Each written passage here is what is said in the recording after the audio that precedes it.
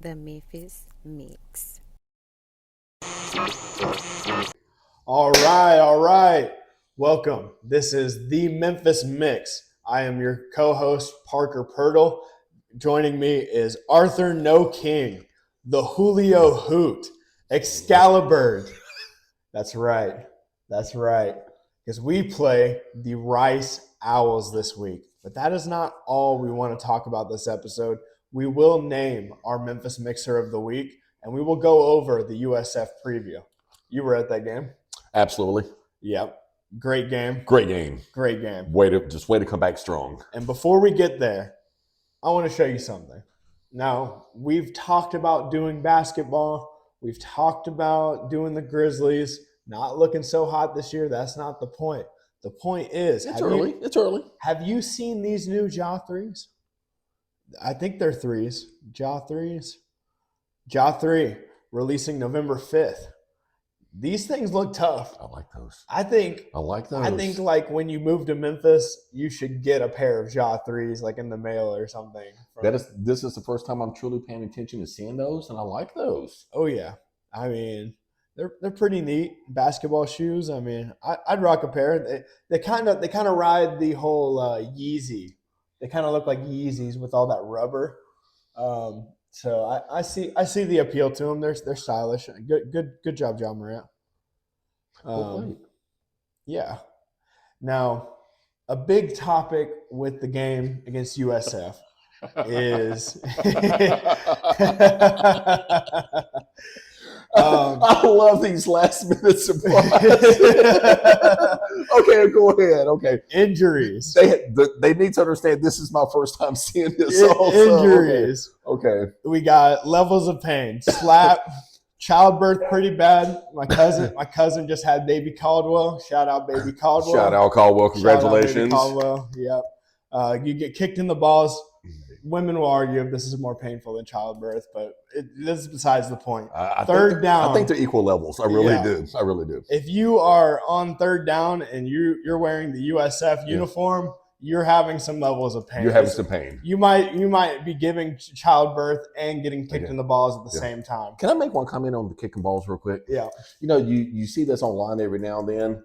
Women will have a child and they would ask to have another child, maybe 2 or 3 children. Men get kicked in the balls. And have you ever been asked to be kicked in the balls a second time? No. So that's what I'm saying. So no. So I'm going to catch some flack for this, and I'm going to say being kicked in the balls is a little bit more painful. I've had it happen. I promise you, and I've never went back to that person and say, "Hey, can you kick me in the balls again?" Okay. But okay, moving on. Oh man, that's funny. All right. Okay, I didn't mean to throw. No, you're all right. You're all right. We're just spitballing. Okay. So, but there is some pain in the South Florida fans as well. Yeah. So players were dropping like flies, and here's my warning to all the players thinking about faking injuries in the Big 2025. If you haven't heard of it, there's this thing in science. I'm not a scientist. Arthur is not a scientist. Not even close. He won't even be able to correct me. Not even close. This is called the Fibonacci sequence. Essentially, the Fibonacci sequence determines whether data has odd things to it, variables that shouldn't be there. So if I were to put all the country's injuries in D1 football up next to each other, and then I put USF's injuries in our game up against those injuries, 6-7, you can tell if there is a snake in the grass. You can run the Fibonacci sequence through those numbers, and you can tell year over year if someone's been fudging the numbers, if there's been some issues. Because it was ridiculous, was it not? And in math, numbers don't lie. Numbers don't lie. When you look at the numbers, basically, after 1 or 2 times you can understand injuries, but after maybe the 4th, 5th, or 6th time when you're driving the ball after every big play, not saying every single one of them, but there's a pattern there after the 5th or 6th time. Absolutely correct. So I'm not saying we're coming after. I'm not an investigator, but just watch yourself if you're USF or a team like them and you're dropping like that. There was a pattern established yesterday. Absolutely correct. I mean, we booed them. I've never booed an injured player. I have never. I booed louder than I booed all game. I have never. I absolutely agree. I mean, I think it was the 6th or 7th drop player, and it was like 3rd down in the red zone for us. And it's like, these guys are ridiculous. I think what bothers me about that, the not knowing, I'm going to say this is, even yesterday, even Lane Kiffin basically, I think, called and congratulated their coach basically for taking the pressure off of him for this. But when there is a true legitimate injury, you're truly not sure if they are faking it or not. Right. So it leaves you on the fence as if it's been a legitimate injury. And I just think it's a bad look for the game. For college football. Very bad look. 5 injuries in the first half. Every single one of those players walked off the field after laying on the ground for 5 to 10 minutes. And watching the replay, the majority of them came back after 2 plays. Wow. Yeah, you heard it here first. If you go back and look at the footage, the majority of them were back within the same series. Absolutely egregious. After laying on the field for a solid 2 minutes. Yep. It felt like longer some of those times. It really did. And yep, not much to say there. I did meet the quarterback's dad and uncle. They parked right next to me in the parking lot. You might have seen them too. Leaving the game. Very nice people. Very absolutely. nice people. Absolutely. Byron Brown. They said they might watch the show. I believe his name was Drew and Garen. Okay. Shout out Drew. Shout out Garen. Thank you for coming to Memphis. Thank you for visiting and just eating all the barbecue and hanging out. I mean, that's what it's all about. Memphis fans, we're not like Philly fans. We won't fight you. We'll fight each other. Although I did hear a story about a fight that broke out, but we won't go into that. It's just all in good fun. It's all in good fun. It's a sport. It's a game. Sometimes you lose, sometimes you win. And truth be known, until you just said that, I didn't put the 2 and 2 together yesterday when they walked out to the car. Basically, we kind of, we were just a little banter going back and forth. I did not realize that was his parents. Yep. I did not. I mean, very cool very nice people. They were smiling. Cool they were, I think, very grateful. They took it in stride. And all right. They did take it in stride. Other players we met, actual players we met over the weekend, I had the pleasure of meeting Lachlan Kerrigan. This guy is our Australian punter. The fans are seeing this on the screen now. He's got a little mustache. That's how I spotted him. I was like, there's got to be a 6'3" guy with a mustache around here somewhere. That's a good look. So, it's a good look. Found him at the event I was at and pretty much told him, look, man, our team used to suck, and now you guys are here, and we love you. This city loves you. And I expect – I'll be honest. I meet Australians, and I've played sports with some Australians who were kind of goofy. They were shorter guys, but they were kind of goofy. I'll be honest, Arthur. They were kind of goofy, and I expected this guy to have a little goofiness to him. No, all bark, all bite, all gas, no brakes. This guy, Lachlan, he's the real deal, and I understand why Ryan scouted him after meeting him. Other players I met, Bryce Vaughn, great guy, also Catholic. For those of you that know me, we have a Bible on the table here somewhere. So we got to talk a little religious ball, but he was very knowledgeable, very friendly guy. 6'7", 265. 6'7", 265. Solid. Guy. I mean, he was amazing. That's all I want to go over with the players. I might have met a few other players this week. We'll get into that a little bit later, but yeah, it was awesome. Awesome week. Fun weekend. Fun weekend. Oh yeah. So let's get into it. USF total yards 564. Memphis total yards 450. We caught an interception in the first half. That was the only turnover of the game. And we did win the turnover war. There was only one turnover throughout the whole game, but we did win that turnover war, and we scored 7 points off of that, which was big. And they went for it twice on fourth down. Which was big, absolutely correct. They went twice on fourth down. I guarantee you that coach, if you watch the show, he'd be free. He'd have to turn it off right now as soon as we mention fourth down because that was pretty terrible. He should have taken the points. Oh. He should have taken the points. Oh, when I realized he was going for it, and I thought to myself, this could turn the game. But when he went for it on fourth down instead of going up 2 scores, I thought that was kind of a turning point in the game. I really did. I mean, they had all the momentum. They still had the momentum in their favor at that time. I mean, Byron Brown, he's their guy. He passes the ball. He runs all over it. He hurdled one of our guys. He's a beast. He's a beast. We made fun of him last week but Yeah. he is a beast. Yeah, I take back everything I said. He was awesome. Everything was said. I went home and I watched footage Yeah. of him again, and once again, the kid is like what? The kid is like 6'3", 6'4", 232, Yeah. and it was like watching a PlayStation game at times. And Yeah. whenever he scrambled and you thought you had him in the angle right there, he would take 2 or 3 steps. And even when we tackled him, I thought, good, he only gained 2 or 3 yards. And you look up and he gained 8 yards. Yeah. And he barely moved.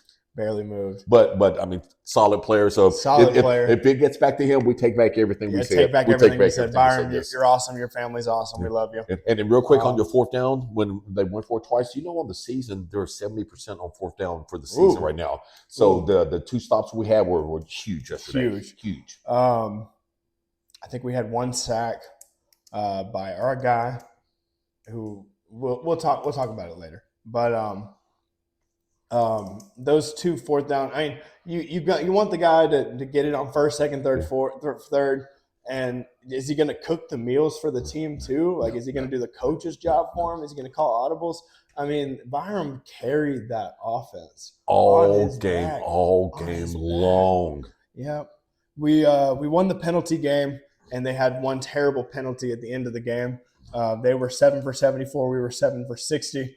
So they had a holding call at the end of the game, which forced the long field goal, which ultimately won us the game. Which was huge. I mean, without that 10-yard penalty, I think Grammatica makes that. Mm-hmm. He makes it. That's right. He's a Grammatica. That's amazing. I think they come out born kicking, do they not? This is like the 3rd generation or something. I was watching, I think, a Grammatica back in the 90s, if I'm not mistaken. So this may be the 3rd generation. So yes. Yeah. And bless their mothers because they truly come out kicking, if I'm not mistaken. So it's something I briefly wanted to touch on. The over-under for the game was 58.5. Obviously, both teams scored over 30, so that was crushed. Do you for all of our sports betting guys, do you suggest betting the over for Tulane? I'm just gonna group them all there. Tulane, ECU, and Navy. What do you think? Bet the over? I guess we have to see the number first. I guess we're going to have to see the number first. No, because it's just like this game. I thought that the over under was a little bit low on this, but it turned out to be surprisingly close. So I think it's going to all depend on the number. But I mean, that's the best. Navy's a different beast in South Florida and Tulane. They really are, but they have been putting up numbers. Also. That's the best defense we've faced all year, though, and we put up 30, 34. Both teams are pretty solid. Both teams are pretty solid. We put up 34, 34, 31. And I'm going to say about our defense real quick. We're going to jump around a little bit, but I'm going to say this team has averaged almost 50 points for the last 4 games before they came into Memphis. Yeah. I think they put up 63 in one game, 57 another game. Yep. And I think their off game was they put up 47, if I'm not mistaken. So, yeah. And that was an off game. So, for our defense to only give up 31 and what was it, only 7 in the second half, bravo, well done. Bravo. Well done. Well done. 17 unanswered points in that 4th quarter. Outstanding. Outstanding. Yep. So, what else do you want to say about USF? I mean, that was an emotional game. I'm glad it didn't go into overtime. I would not have made it. I don't think I would have. Honestly, I am glad the game ended when it did. I really am. So I think that regardless of how the win, we're going to take the win and we're going to go. We're just going to go. People have to keep in mind, I'm going to say one poll were they 17, another poll they were 18. This was a quality team coming in, and this was a quality win for the Tigers. Mm-hmm. Coming off of the heartbreak last week against UAB and the flip in emotions, basically, from thinking that maybe our season or our chance at the championship was over to us being back in the driver's seat.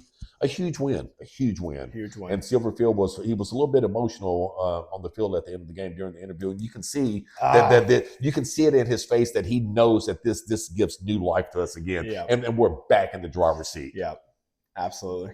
And the fan base, we know this as well. Yep.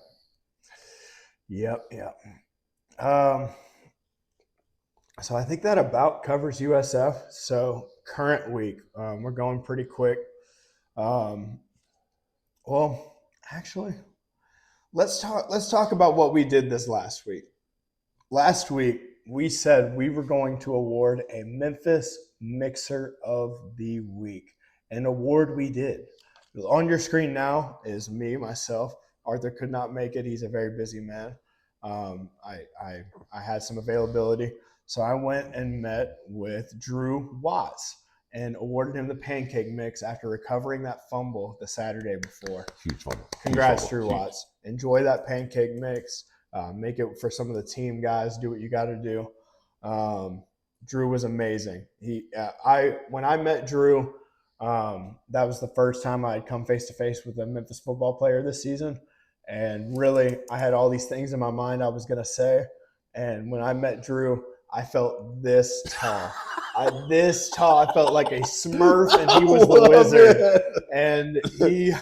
So you had it all worked out until you met them in person. I got there, and I'm just some guy from the internet making memes.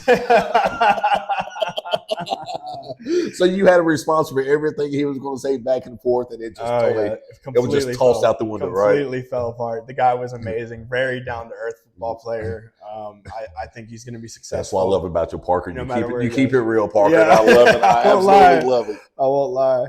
But he earned that pancake mix, and we're very happy to give it to him. I left a little note on the back of it too. I mean, it was an emotional day. You know? Funny story. Yeah, great story. You wanted to talk a little bit about our guy, Sam Brumfield. Absolutely. I think with all the things that happened yesterday, I think he was one of those players yesterday who kind of fell under the radar a little bit in recognition. Looking at the stats of the game, and the thing about Brown, he's going to get his numbers. He's going to get his numbers regardless of the situation. And I just thought that the linebacker here, basically, I think that Brumfield did an excellent job. I think for the game, he finished with 11 tackles total, 8 solo, and I think we had the 1 sack. I won't say 1 or 2 sacks yesterday, and he did get one of those sacks. And I just think that he deserves a little bit more recognition from the game yesterday than I think he was receiving. And I have to say, I give a shout out to Brumfield yesterday. Shout out Sam Brumfield. Absolutely correct. Again, huge part of the game. And I don't think people realize just how hard it is containing this quarterback for South Florida. Yeah. He's a beast. And I think our linebackers and our defensive line, even though it didn't look like it at times, they actually did a very great job of containing him. So shout out Sam Brumfield. All right. Now we're getting into our most sought after, clipped, beloved segment of the week where we will award our Memphis Mixer. But first, there is somebody on the team, and I hate to be the bearer of bad news, but this receiver right here. You ain't got no pancake mix! You ain't got no pancake mix! I'm losing my voice. I shouldn't. We're both losing our voices my a little bit gosh. after yesterday. But you ain't got no pancake mix! You ain't got no pancake mix! He needs some milk. All right, here we go. We got a clip here. 57 seconds left in the fourth quarter. This is do or die. And the offense has been the best in the nation. 2nd and 8. But look at the line pursuing. I love it. Boom. I love it. Boom. Blocked it. Let me get his. I had his name.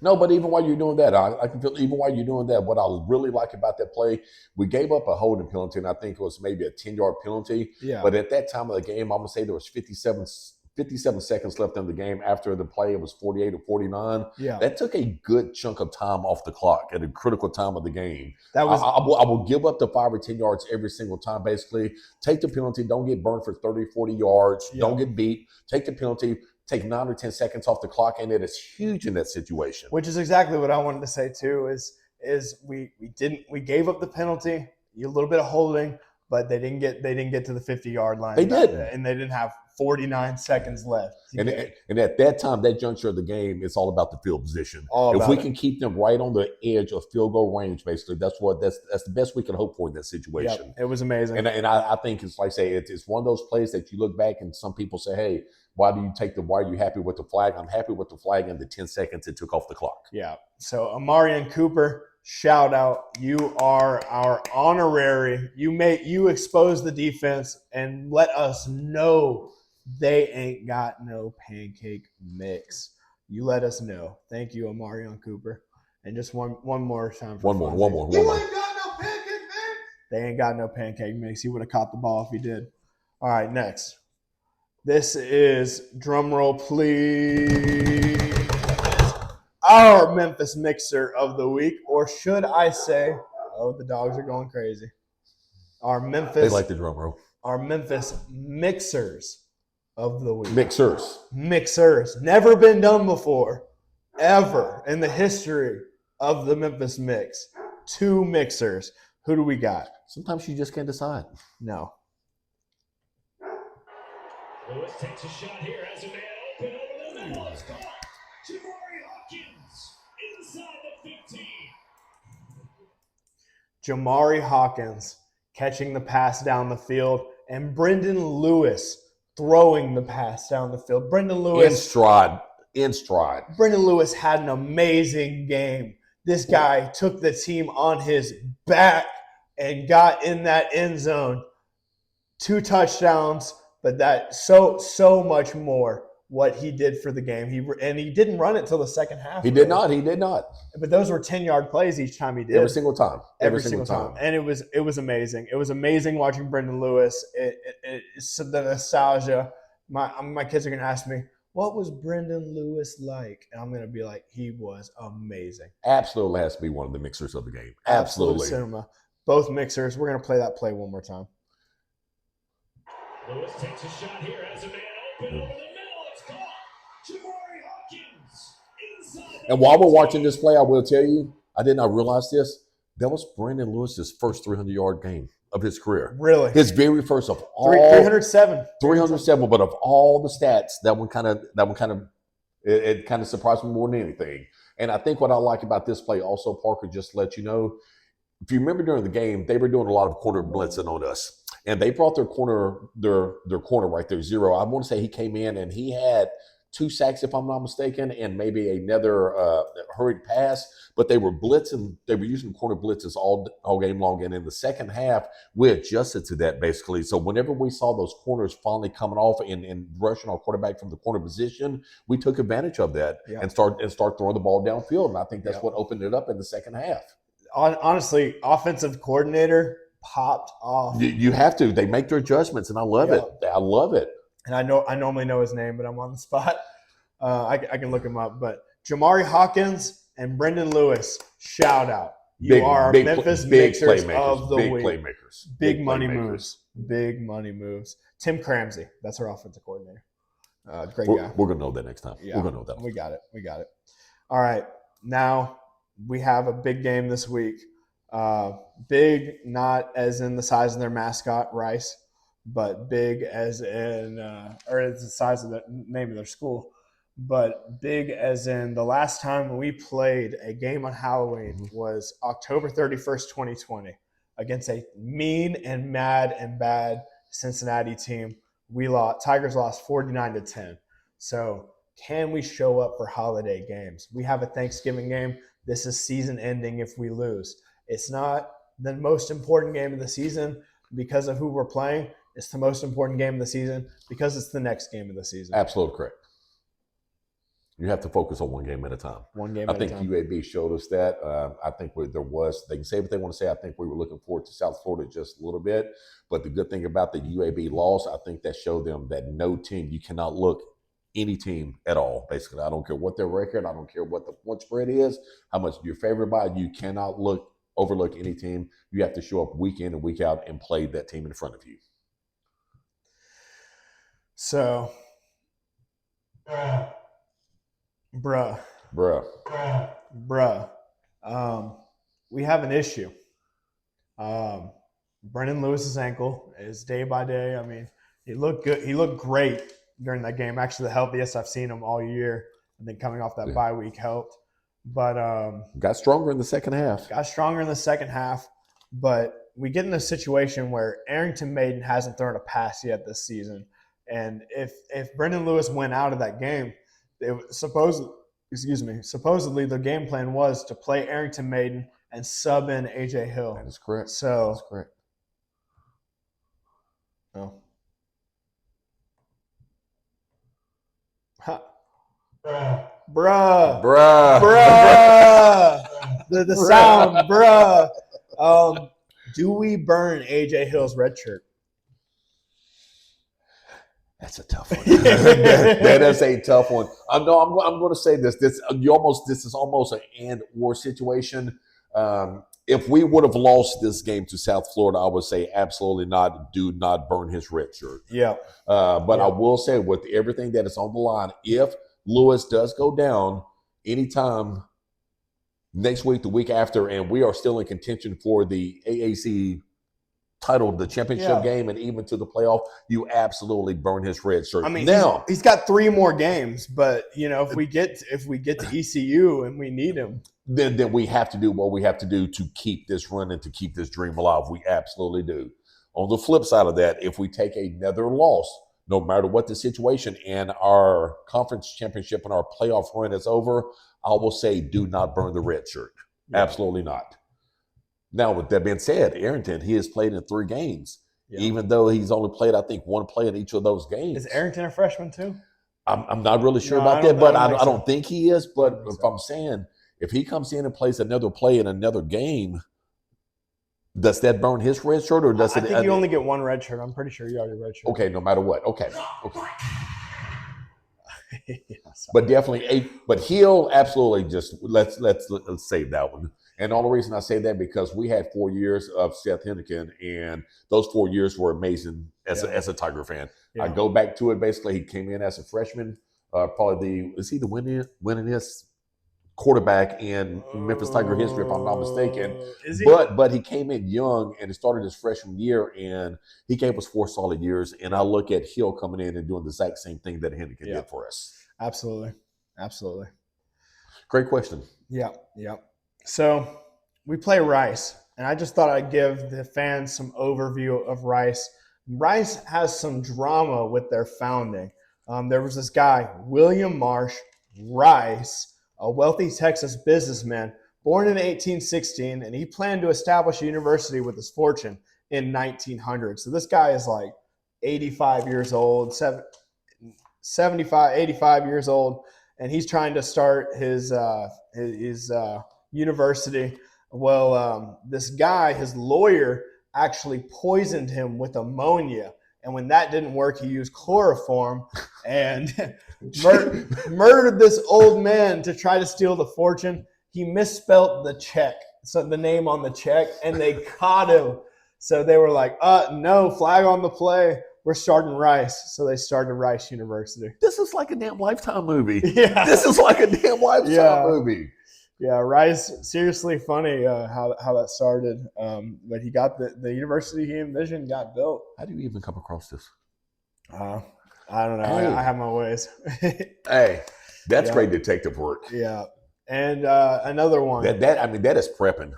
That is prepping. Now, Rice does not want a rivalry with us. Do you know why I know Rice doesn't want a rivalry with us? Because it's one-sided, I'm assuming. Um, It's one-sided over the years? No, I mean, most teams would love to have a rivalry with us like UAB has, so they can get to beat up on the good guys every once in a while. I agree with that. But Rice doesn't want any business. You want to know why? It's because no one ever stole Tom, our Tiger mascot. No one ever even dared to steal it. But you can't say the same about Sammy the Owl. Get this. The backstory of Sammy. In 1910, 1918, the school was founded in 1910. In 1918, the owl was stolen before the game Rice and Texas A&M Aggies. A 6-foot-tall, 200-pound, as it was known, a canvas owl, as it was dubbed. The Aggies drove it back to their campus and locked it in the armory, told Rice where to find it. So the students at Rice formed a group called the Owl Protective Association in order to find the owl and secure it. They hired a private investigator, allegedly, and this guy They formed a posse, basically. they formed a little gang. Yes. Some gang activity going on at Rice, and they found the owl. They said Sammy is fairly well and would like to see his parents at 7 o'clock. Now that Rice Owl has a name, it's Sammy. That they break into the Aggies campus, 17 students. They pile in 2 cars, break into the Aggies campus, and steal the mascot back. A gun fires off from the armory guard. I don't know how military. Actually, shots were fired. Shots fired. Shots were fired over this. Shots fired. And let's see, regulators. Wow. Okay. Bruh.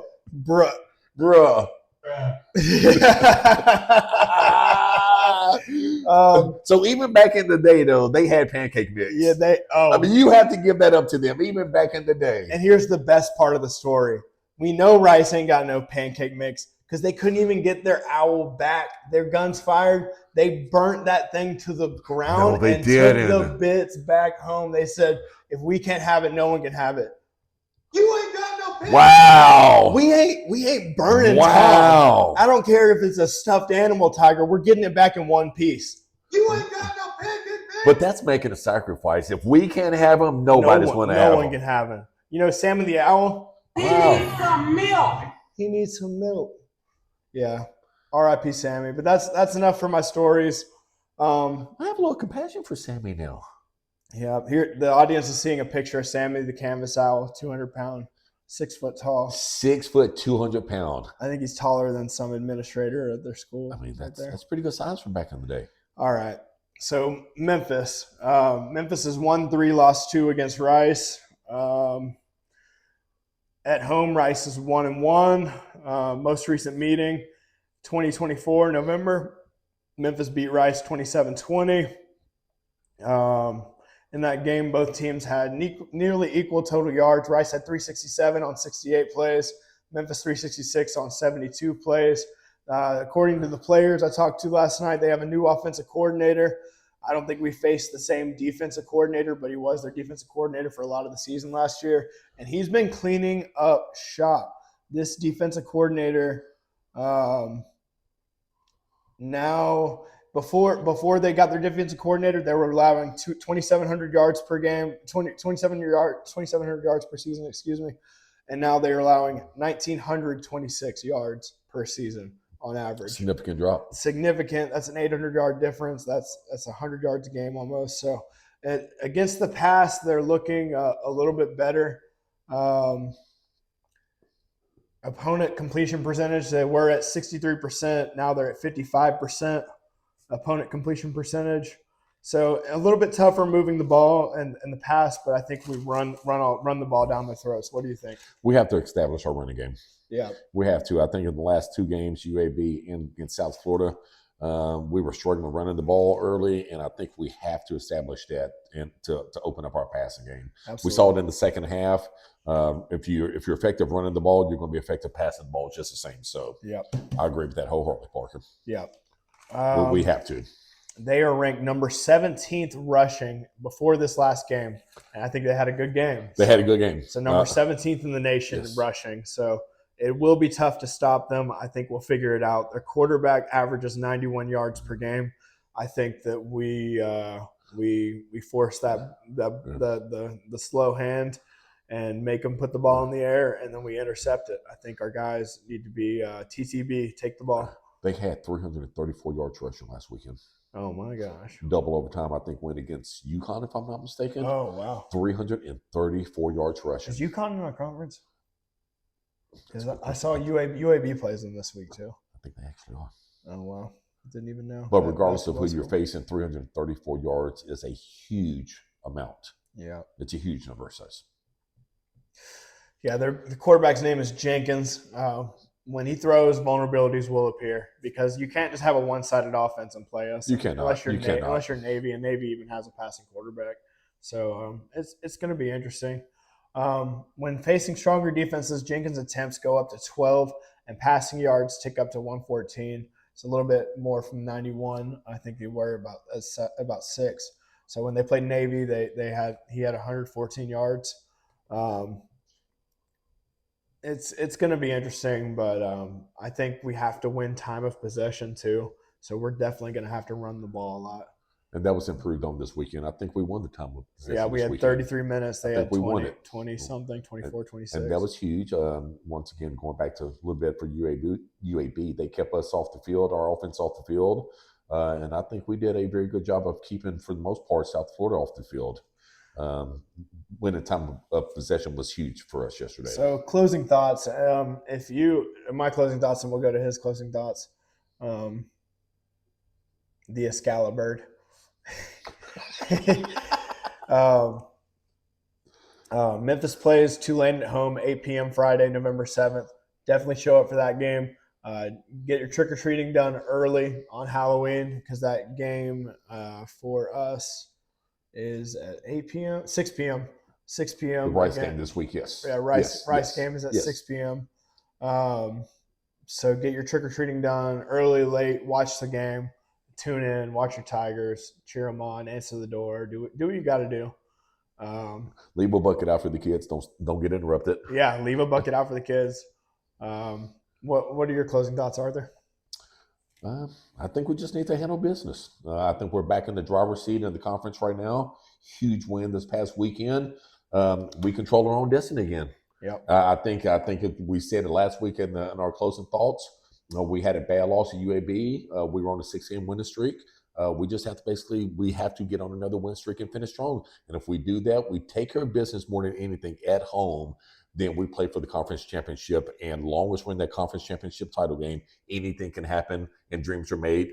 We'll be in the playoffs for the first time ever. I need our guys. Just take care of business. I need our guys. If you're a Memphis player and you're watching this, I need you to lock in on your away games. I have not seen Memphis Tiger brand football played away this year. Troy was good. Georgia State was good, but we just injured their quarterbacks. We got to ball out. Ball out on the road. No one's going to be at this game. It's on Halloween. From the get-go. And just don't wait until the second half. Just absolutely. Don't dig yourself into a hole, basically, because sometimes when you dig yourself that deep into a hole, you can't pull yourself out of it. Ball out, Tigers. All right. Go Tigers, go. From the city, from your pantry to your ears, the Memphis Mix here for you and for our Tigers. Go Tigers, go. Go Tigers.